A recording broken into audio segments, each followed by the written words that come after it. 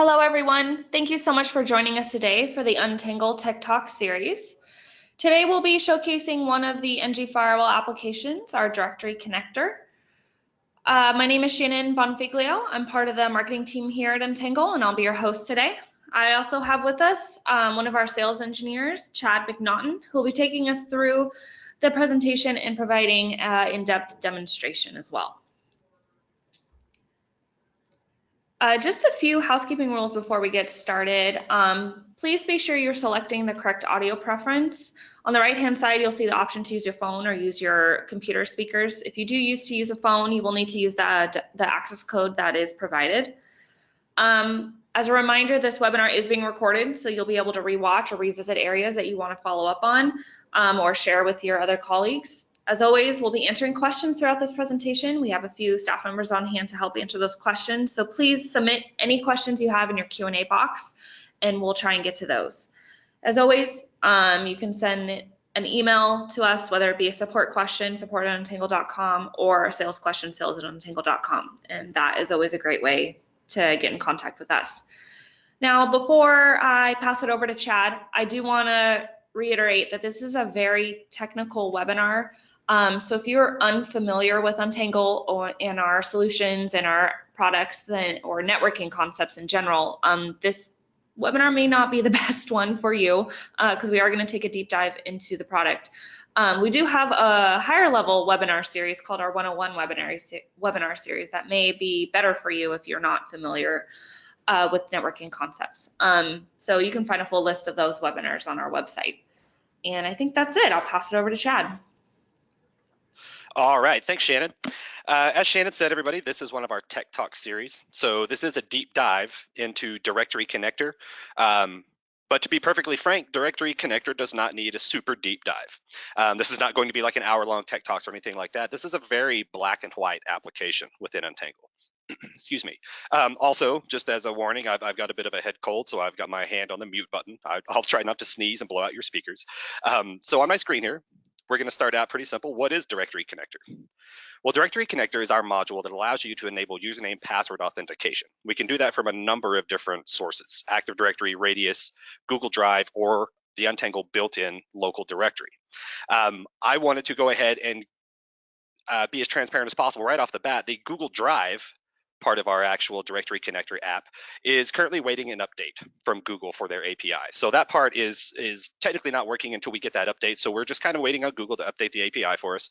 The rest of it, I'm going to show you here on my basically VMware server, where we've got an Active Directory tied to it, that kind of thing.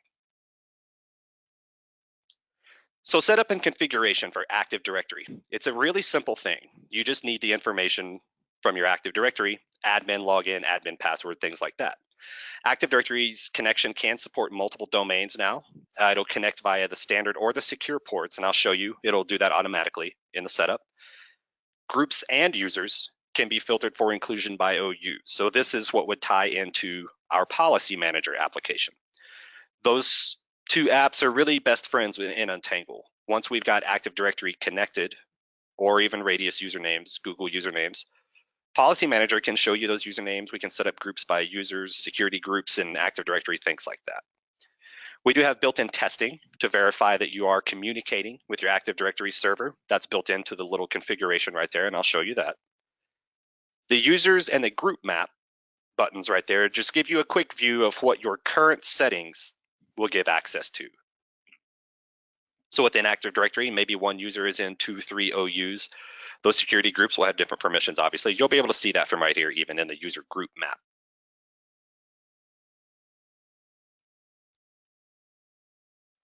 The user notification API is basically the second aspect of our connection to your Active Directory. So the tab I was just on is where we set up the host name, the IP, the technical connection that we're talking to your AD. The user notification API is the piece that needs to be installed on your Active Directory server. So this is what goes on the domain controller, the Windows server. By default, even when we're connected to Active Directory, no users have to log into Untangle. They basically don't know we're there unless you put up a portal in front of them authenticating. The way this would work with the notification API installed, if I'm on your local network, I log into my Windows computer on Active Directory when I get to work. The user notification API just says, oh, Chad signed in. His username is C. McNaughton from Active Directory. Hey, Untangle, here's his username. So that's really all that does. This is how we get the username presented to us. So this is a very, very crucial step. When I worked in support here, we would get that call now and then. We set up Active Directory, but we're not seeing any usernames in reporting. Why? Well, 9 times out of 10, it's something to do with the user notification API. The script isn't working, they've got the wrong monitor installed, etc. So once that's straightened out, here come the usernames. So that's really what the API does. The Active Directory login monitor, like I said, utilizes API calls to just share user login data and group data. So that's how that is presented to Untangle. You just enable the API, you enter your secret key, and that would need to be added to the login monitor as part of the setup. So once this is put on the domain controller, we're fully talking with your Active Directory, and those usernames are being presented to Untangle anytime someone logs into the domain.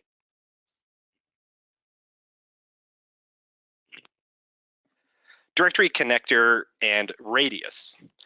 So Untangle's directory connector is able to integrate with a radius server for user authentication. It's a really simple setup. All you need is the IP address, shared secret, ports, and authentication. So unlike Active Directory, radius integration provides usernames and nothing else. So I hear this question a lot in pre-sales and in support. Why aren't we seeing accounting information? You leverage the accounting port. You can see there on my screen, 1813 is the accounting port for this radius setup. That port is required for the two-way handshake between Untangle and your radius. That doesn't mean we're going to see accounting info. We have to leverage that port to enable the handshake. But outside of that, we're not going to see anything from radius other than usernames. So just kind of full disclosure, caveat, you'll see it there. You may think we dig into those accounting packets, but we don't. We actually just need that for the handshake to be valid. This is still a very, very useful tool. Obviously, if you have a radius server and you want to leverage usernames, to me, usernames change Untangle fundamentally, because by default, obviously, if you've seen Untangle before, you know that we look at host names, basically client IPs by default. No, I don't know an admin anywhere that would rather sit and hunt down an IP address rather than search for a username.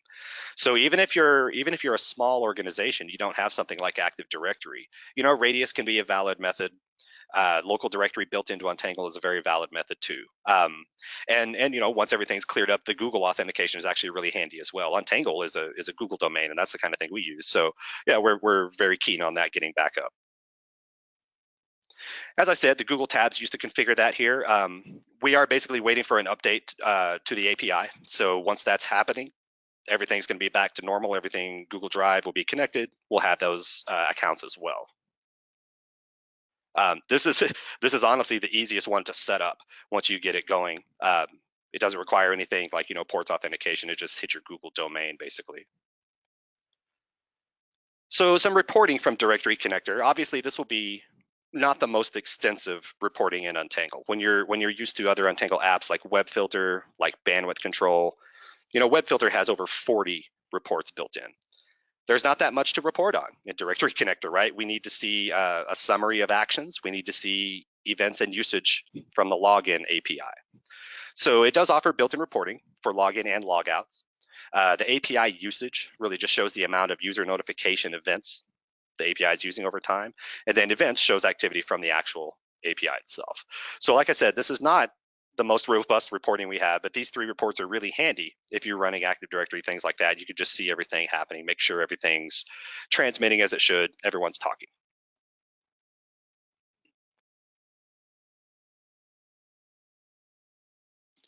I mentioned Policy Manager briefly. We do have more extensive documentation and training for Directory Connector and Policy Manager together on our wiki and our YouTube. But Policy Manager, in a nutshell, can inherit user and group information to create different policies and really granular rules. One of the interesting things that is I can actually use Active Directory in my Web Filter app too, because Web Filter has a rules tab that ties into 4 or 5 other apps. One of those is Directory Connector, so I can grab usernames or groups within Web Filter itself, and I can say, username is Chad, access to Facebook is allowed for one user inside a policy with other users. So we can do some really interesting things, just even outside of Directory Connector. So Policy Manager, like I said, when you connect it with Directory Connector and usernames, it really enriches the logging and reporting. For certain organizations, this can be a requirement. Usernames and reporting are pretty big aspects of things like SIPA compliance. So if you're a large school using Active Directory, Untangle is a great resource because we're going to see those usernames in the reporting. And to be honest, as soon as an Active Directory is leveraged, Untangle just gets better. It's just easier to use. You can just punch in a username to the search field in the sessions and the reporting, all that stuff. With our new version 14, you can just punch in a username as a global condition and look at all of the reports for that user. So this is a huge step up, being able to leverage usernames in Policy Manager and things like that. This is going to give admins drill down capabilities into specific usernames. Just like I said, maybe we want to see what's happening from JSmith2's machine in the students policy. That's a really, really easy thing to do. I'll show you guys how we do that in our new version. That's a version 14 feature. Version 14 has been out here for about a month.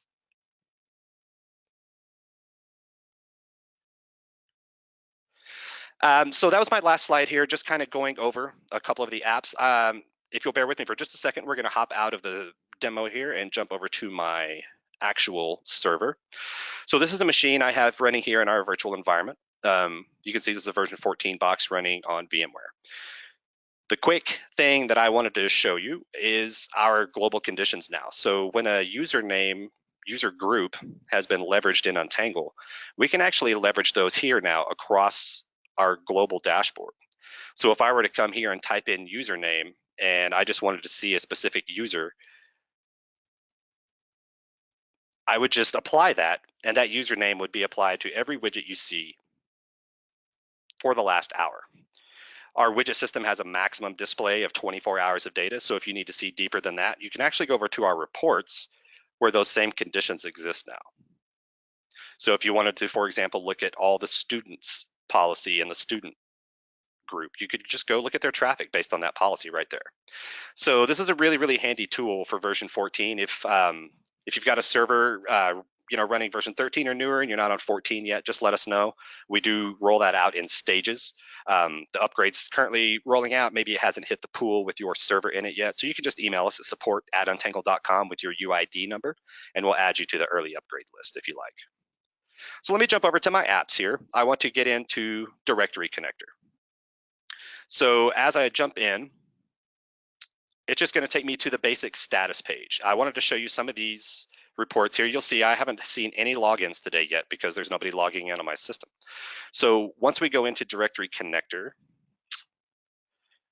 the notification API, you'll see we've got a secret key there.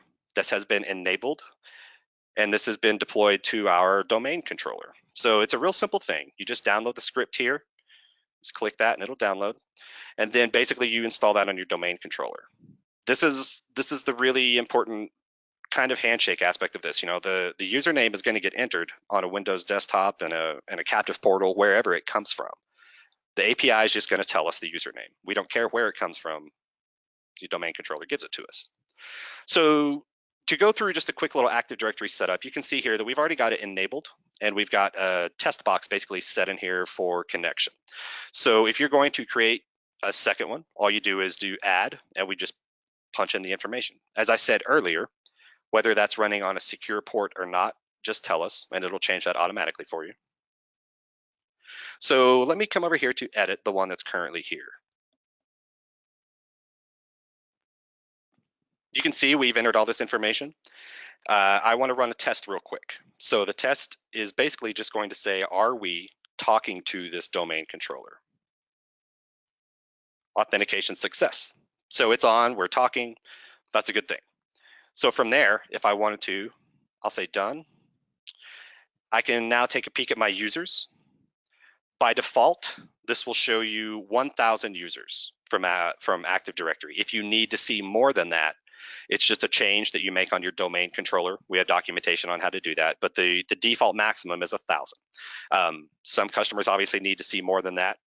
Some don't. So Up to 1,000 is just built in for you. This is a quick, easy way to filter. If you just want to come in here and say, I just need to see DC user 8, 5, whatever we want. I've got tons of test users in here. So I can just jump in and grab them real quick, see what domain they're on, et cetera, et cetera. If we needed to add a second one, we could do a second domain. We do support multiple domains now, and there's even a condition in our policy manager and a couple of other apps that rather doing this by group, we can actually do filtering and policy management by domain now. So that's a really handy thing as well. You'll also see your user group maps here. So this is going to show you every group OU that your user is actually in. So you can see some of these here, British guys in 3 groups here. You know, he's in a generic group, the users group, and domain users. So if I wanted to create a policy for that person, I could create a policy by group, any of those groups, or I could use the username British guy. So there's a couple of different ways to do that, but they're both very black and white. My favorite aspect about Untangle authenticating with Active Directory is how absolute it makes things. Because when I create a policy based on your Active Directory login,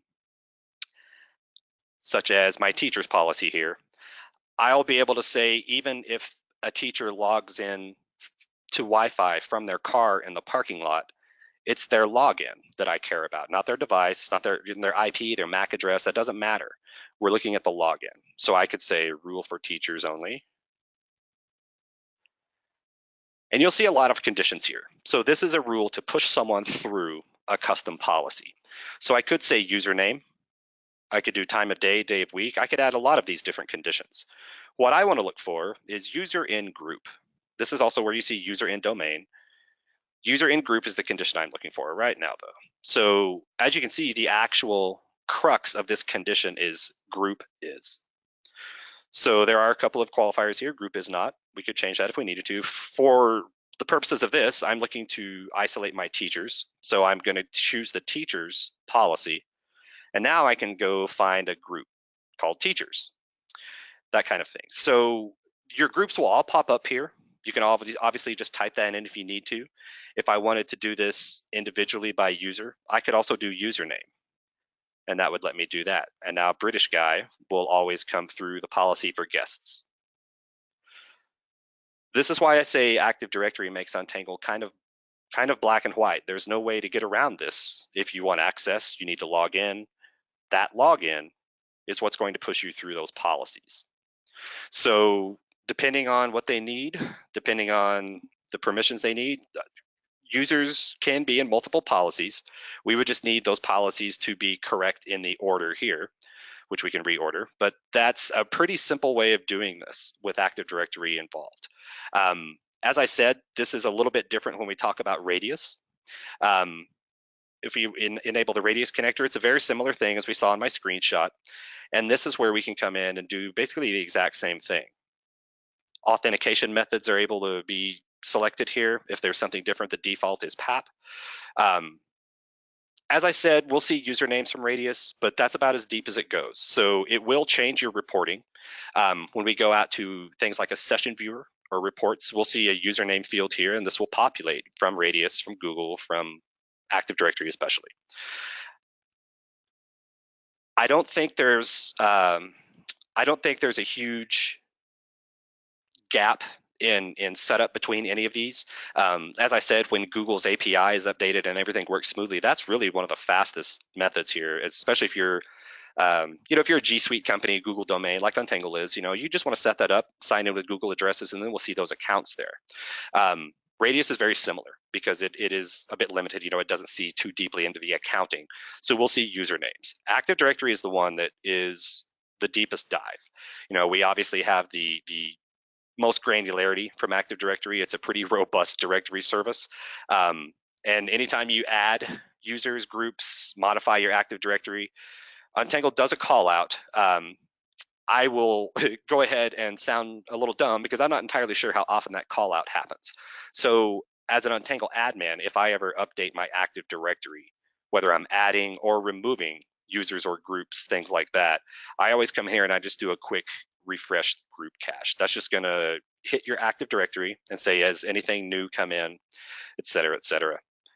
And this will just update everything, my group map, my users, all that. It's hitting an Active Directory, up here in the cloud. It takes a second to go through all those users. So while it's doing that, I did want to come over to our wiki for Directory Connector just to show you guys a couple of quick things here. As I've been talking, a few pro tips have honestly come out, and some of them are on the wiki. This is great documentation, always. This is written by our engineering and QA and support teams.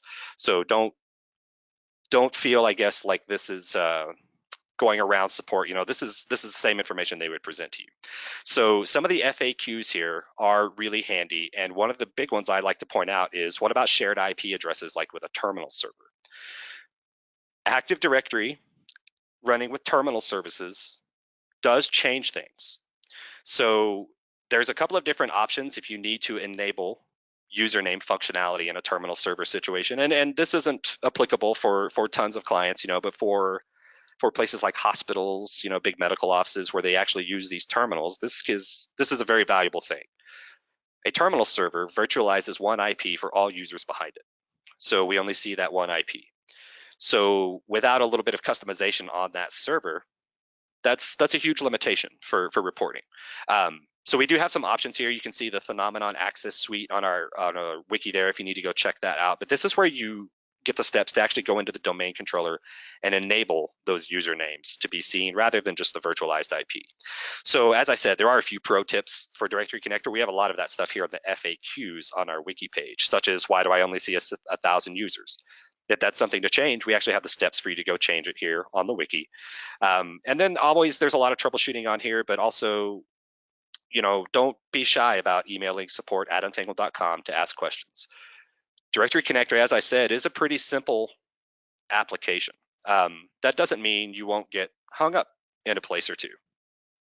This is Untangle, and as we all know, there are a lot of apps, a lot of buttons, a lot of toys to play with. So while Directory Connector itself, I feel, is a pretty simple module, its connection to 2, 3, 4, 5 other apps can be intense. This will tie in even to things like bandwidth control. If I wanted to, for example, throttle a specific user rather than a device, I could come to bandwidth control and create a condition that says, well, every time Chad logs on, he's going to be throttled. So as I said, it's a fairly black and white app. It's somewhat simple, but it does tie into a lot of different modules. So if I wanted to say group is admins, they're always going to get a higher priority, right? So we'll give them a better priority. Maybe we need to tag them as admins every time they log in. So between, like I said, web filter, bandwidth control, policy manager, application control, this is leveraged in a lot of places. So once Directory Connector is connected and we're seeing usernames coming through, everything about Untangle gets better to me. I hate to repeat that, but it does just fundamentally change Untangle. So as I said, Radius is a bit limited. Active Directory is the full-blown authentication for everything. We do have information about all of these. So whether it's on support.untangle.com in our knowledge base, whether we're on the wiki, the forums are another great option. There's a ton of information out there. You'll see, things like, why aren't my security groups showing up? Well, we'll see those in Policy Manager, not quite OUs. Why aren't usernames showing up in the user map? Well, we have to actually put Captive Portal in a certain order, things like that. There are a few little different things, different versions of Active Directory that we recommend. It's not supported with every single version ever. So if you're running something as old as Windows 2008, there are some steps to take, but there's a little table here. You can see all the compatibilities, things like that. And then if you're confused about what to actually enter into these AD configuration fields, we've also got a little graphic here with our very professionally done graphic designed green arrows. Those are gorgeous. But this information is there. So don't get hung up. As long as you have the information from your AD, from your Radius, punch it in there and run a test. You'll see my Radius test fail instantly. Yeah, no password. But the Active Directory, is going to tell me it succeeded because I'm connected and we're talking both ways. I did want to take a quick peek at the reports here. Like I said, there's only 3. It's just the usage graph, the events table, and the directory connector summary. So you can export these if you need to. You know, if someone wants to see some information, you can always export that out as a JSON file, as a PCAP, whatever you need to do. Those will come out. If you have a parser, just shoot them over. As I said, the reporting is limited, but it shows you everything you really need to see based on login, logout. I wanted to real quickly show you the integration with WebFilter, as WebFilter is just kind of our all-star app. I mentioned it can leverage those names and groups as well. So even though we're within a policy for guests, a policy for teachers, whatever it may be, the actual WebFilter module now can do things like this. I could say my group admins are always going to have access to the WebFilter category of social networking.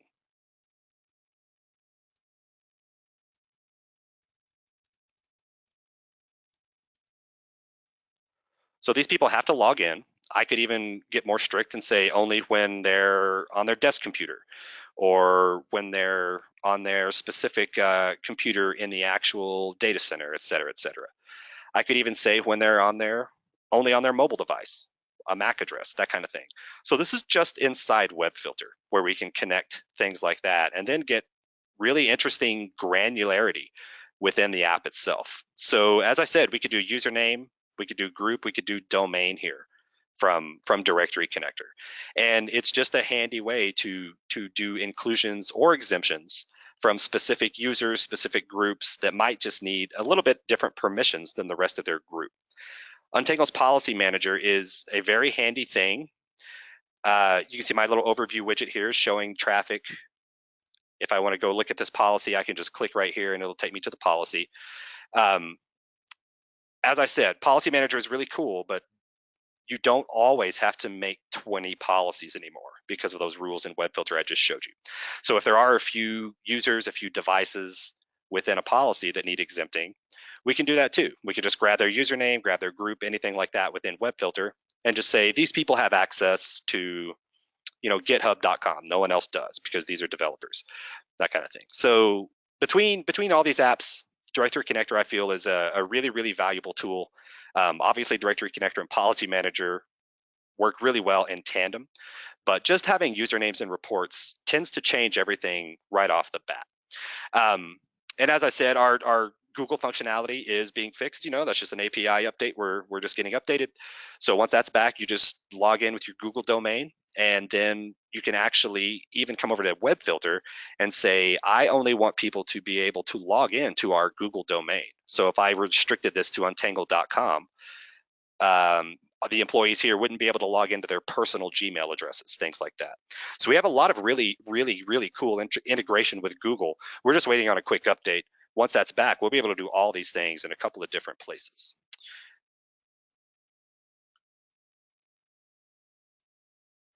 As I said, we do have a lot of articles on the knowledge base as well. If you come into Untangle NG Firewall apps, you can scroll down and just go into Directory Connector and Policy Manager. You'll see 15, 20 articles in here.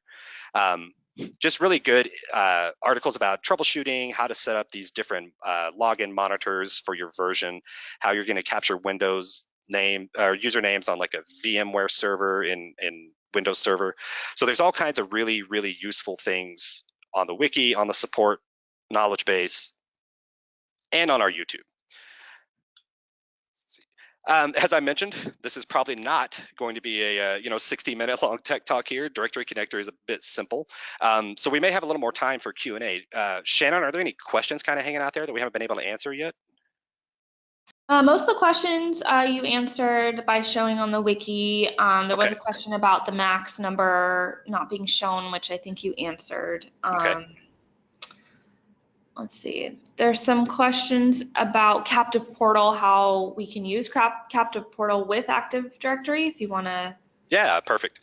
So let me get out to my policy where that's installed here. So if we come into my Captive Portal, obviously first step will be to connect your directory. Then you can come over here, and if anyone has used Untangle's free package here before, I'm hoping you're all at least a little familiar with Untangle in a tech talk. You know that our Captive Portal is not something that's limited to Wi-Fi by any means. We can stand up a captive page in front of anything. Our capture rules are really open. This default one that's built in is basically a Wi-Fi rule. So if we need to, we can come in here and drastically change these conditions. So I could technically say I need everyone who logs in as an admin to get the captive portal page, and then we'll log them in. So see, that's a little bit backwards, right? They're logging in and then they get the page. So what I do is just what we were doing. Source interfaces, we can do addresses, a lot of different ways to do this. So once the page is set up, we would come in and say, we want this to hit the basic login. The user authentication tab is where we actually choose where that login is going to come from. If all you have is Active Directory, you can just click any directory connector. It doesn't really matter, or you can specify. You may notice Facebook and Microsoft there as well. Google authentication uses OAuth 2 tokens. So any OAuth provider we can use. So if we want to capture, Facebook logins at a coffee shop on the Wi-Fi splash page, we can do things like that. The Active Directory connector is what I mentioned earlier that enables you to say, well, a teacher is out in the parking lot logging into Wi-Fi while they monitor recess. Well, they log in through their group, even through the captive portal. So that still pushes them through the correct permissions and apps. So this is where we set that up. If you click Configure Active Directory right here, it will just take you back out to Directory Connector. So if you hadn't done that already and you try to do it from captive portal, it'll make you go back here and do it. Once the login happens, we have options to also do cookie-based auth, so they only really have to log in once a day. And then the cookie timeout is set to 24 hours by default. I also usually recommend tracking logins using MAC addresses. That way we just know the device they're tied to. And then, as I said, the captive page itself, we would set to have a basic login. You can update all the text yourself, welcome to the portal, please be nice on the internet, agree to our terms, et cetera, et cetera. This is also where Untangle can do some root certificate deployment checking, things like that. If you need to really, really inspect these kind of mobile device, Wi-Fi devices traffic, you can require the Untangle certificate to be downloaded before they get access. Sometimes that's practical, sometimes it's not. It's available right here. And then we can also do redirects here if we need to. If someone needs to, get the portal so we can get their username, but then you redirect them to their webmail app for work, things like that, we can always throw in a redirect right there. And actually, Captive Portal has a few more reports available here. So if we wanted to do that, you could look at a summary and see actual logins and just the active users, any sessions, any dropouts, any admin logouts. A little bit more reporting available here in the portal than there is just in Directory Connector. But that's how we would connect it. So even if you haven't connected it already, Captive Portal will make you go back and set all that up first. Great, thanks, Chad. There seem to be a couple people from schools on this webinar, and they're asking how they can, connect Active Directory with iPads or Chromebooks and manage that authentication. Yeah, it works a little different, and a lot of those we would use the captive portal for. You may have noticed over here in the login, you can see, can I use the directory connector UNLS with my OS X machines? So right over here, we don't directly support it, but on our forums, they have found ways to do this. So that's one of the handy things about Untangle. We have a really active user community, so we can link you up to lots of tips and tricks. It is a little bit different. Obviously Macs don't join a domain like that on a Windows server, so the notification login script doesn't get there. We have a way to force that, and we can also get their authentication through a captive portal still. So it is a little different. Yeah, it's not as easy as a Windows environment. Obviously, Microsoft kind of makes all that stuff play nice with each other. I would say if you're looking to deploy Active Directory in a Mac environment, whether it's desktop or mobile devices, OS X or iOS, maybe get in touch with support. They'll have some really good links, some really handy articles, and some walkthrough step-by-step type stuff. I wouldn't go out on a limb and say it makes everything super hard. There are just a couple of extra steps to do because they don't join that domain like the Windows machines. We have a lot of documentation on it. We're happy to send out.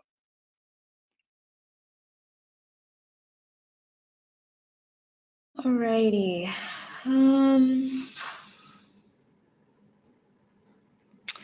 This is kind of similar. Is it possible to force personal devices, personally owned devices, to require authentication via Google or Active Directory so that they can tie the traffic to usernames, for instance, cell phones, iPads, stuff like that.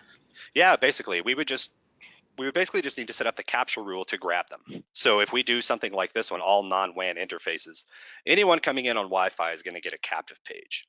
So what you would need to do as an admin is you would kind of need to draw a line in the sand between those policies with different captive portals. Are we looking at only Apple devices?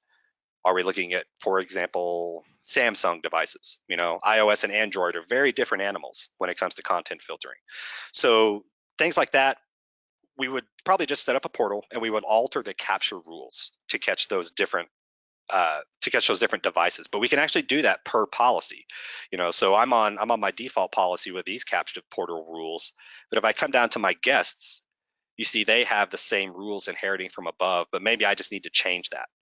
So I would just come in here and I would install captive portal into their policy. And so now I can go back out to this captive portal and change their capture rules. So maybe these aren't Wi-Fi, right? Maybe these are local users. So that's probably what we would have to do, just segment it out a little bit between different policies with different capture rules. But that's not an uncommon thing at Untangle. You know, we work in some really, really mixed environments. You know, schools are a good example. Libraries are a really good example, especially where they allow people with their own personal phones to come get on the Wi-Fi. Excuse me, one sec, folks. I think I muted before I sneezed. I hope so. I used to be a technology assistant in a library too, and something like Untangle would have been a game changer for us because we had so many different kinds of devices. BYOD is the new game changer for environments. So you allow people to bring their own personal devices on the network. That opens up a lot of cans of worms, right? So we can leverage the authentication from Microsoft, Google, Facebook across all devices. We just might need to set up different policies to catch some of them. For example, if we were going to send the root certificate out through our captive portal page here, that's a fine thing to do. You know, that makes Untangle the man in the middle on a mobile device. We can decrypt HTTPS and see everything they do, block anything we want. That changes when we start talking about like a Samsung mobile device that runs Android. You know, and Android has a hard time with certificates that aren't from Google now. So if I was requiring the certificate for them to get access to my wireless, but their device won't accept that certificate, well, they don't get access, right? And that's not fair. So we would be able to set up some different policies like that, and we've done that in different environments in the past. Libraries are a really good example because they're burdened with being a source of information and connectivity, but also having to filter the content on the internet and mobile devices. And that's a pretty complicated thing to do these days. So there would probably be a few different policies that we would help you set up for that, but just basically different capture rules. You know, we want to capture this for these people, this for these people, this for these people. So all that's possible with Untangle because we could set up different policies for each of this with different portal rules for each policy. So that's kind of my, you know, truncated spiel on BYOD and filtering people's personal devices. It's to be quite honest, it's getting more and more difficult. Untangle does a great job of that. Even when we can't deploy a certificate to a device, we use DNS filtering. You know, we can enable SNI in our web filter and still block those things. So I personally use that at home. I obviously don't push an Untangle root certificate to all my friends' phones if they come over and get on my Wi-Fi. So I use our SNI options at Web Filter, which do a really good job of blocking. They don't give you great granular reporting because we're not decrypting traffic. But for those kind of devices, it's still a really, really valid way to block malicious content, you know, pornography, malware, that kind of stuff. Long story short, that is getting complicated. Untangle has some really good options for it, though, as good as anyone could have. Android specifically are the ones that are complicating things, but depending on the device, yep, just set up a few different policies, and then we can just kind of knock it out from there per device, per manufacturer, however we want to do it, really. Great, Chad. I think that seems to be all the questions that we have for now. Most of them have been answered. Good deal. Let's see. So, go back to the deck. We did Right. Q&A. All right. My very last slide is just kind of some troubleshooting for these configurations, the session viewer and the events reports are going to be crucial for you if you connect a directory service like this. So just keep that in mind. Don't feel, please don't be shy about contacting support, I guess is what I want to say. We have lots of resources. We have lots of ways for you to get support. As I said, Directory Connector is kind of simple, but if you're a longtime admin and you get into an app like this that is kind of simple and something's going wrong, that can actually be way more frustrating sometimes, just me personally. So don't be shy about contacting us about any of this stuff. You can see all of our links right here.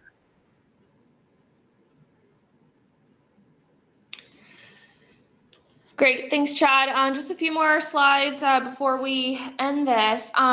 Chad did mention we have all the options in terms of troubleshooting. We have our support and wiki and forums. However, we do have professional services. So if you're completely lost, I know Active Directory isn't too difficult, as Chad mentioned, but if you're trying to connect other apps and make it work in your network environment, we do have professional services that can help, whether it be installing, configuring specific configuration, or just doing an update to make sure everything is correct. We do offer that. So just keep that in mind in the future if for some reason that you need someone else to look at it, we're here to help.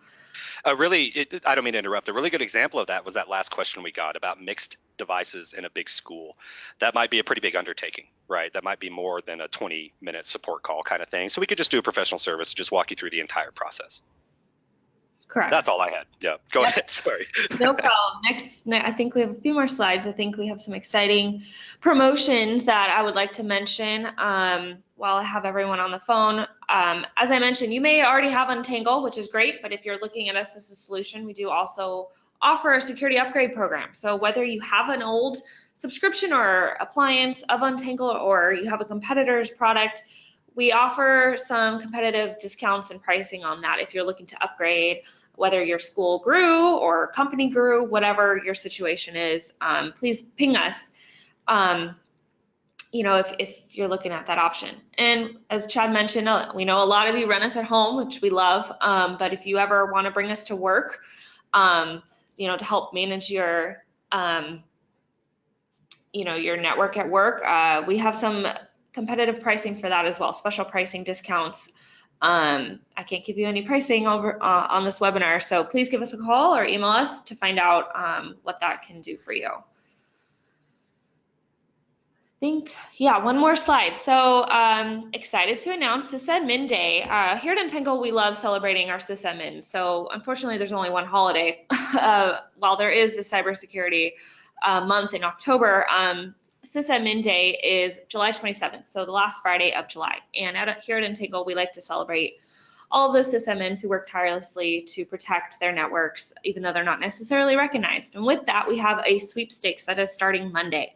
So on Monday, we will have a sweepstakes where you need to find a treasure chest, basically. All the details are on our website right now, or follow us on Twitter, any of our social channels, Facebook, LinkedIn, all that information is on there on how you can win one of 5 $100 Amazon gift cards. So that's pretty exciting. I know everyone loves Amazon. So very cool.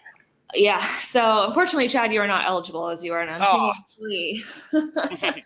But for everyone else out there, we're excited to have this to offer you, just to give you some love on Sysadmin Day. I hope you all participate. And I think that's about it. Maybe one more slide. Yeah, just the contact us info. For some reason we didn't get to your question. I see some questions coming in. So if we don't get to those, please email us, sales@untangle.com, support@untangle.com. We have the forums, which is our active community, and we have the wiki, which is all of our technical documentation. So we're here to help no matter what the question is. Thank you so much for your time. Chad, thanks so much for the great demo, and we hope to see you next time.